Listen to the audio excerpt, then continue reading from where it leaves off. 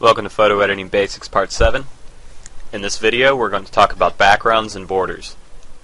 For print you're not going to need to know about this, but for the web I find that it's nice to include a background and a border with our image. To start with, you're going to need to select the zoom tool, which can be found in your toolbar. It's the magnifying glass. Go to the top toolbar and you'll see there's one with a plus and a minus. The plus is the zoom tool, minus is zoom out.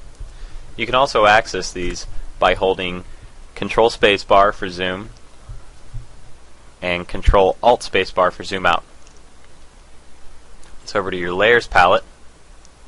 At the very bottom you're going to see a layer called background that has a lock icon to the right of it.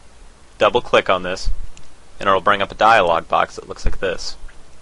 For now, don't worry about any of the settings. Just click OK, and that's going to rename your layer, allowing us to edit it. Click the new layer icon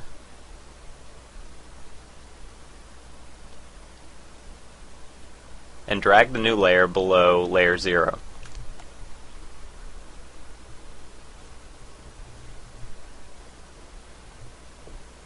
Now, head back over to your image and we're going to need to select the crop tool. You can find the crop tool in your toolbar, or you can access it by clicking the letter C on your keyboard.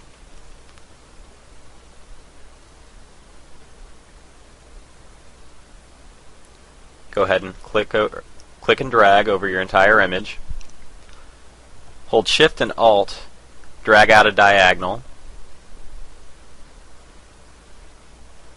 and release. Then click Enter.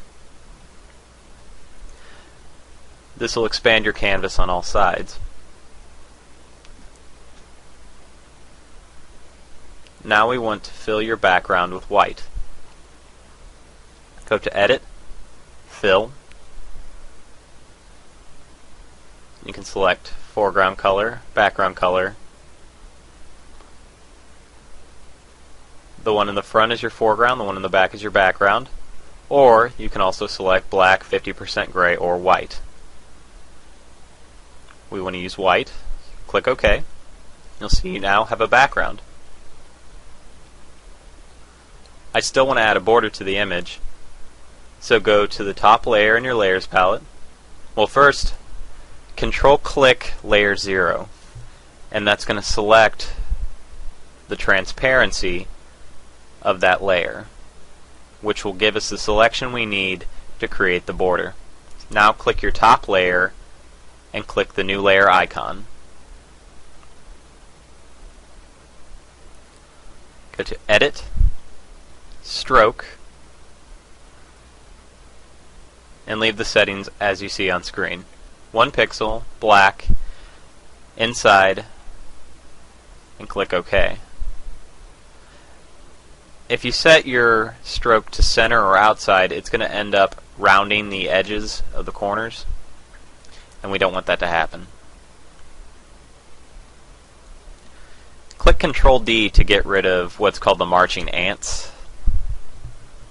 Really what that is just showing your selection, but in Photoshop nerd terms, it's called the marching ants. Now you'll see we now have our background and border, and your image is ready to share online.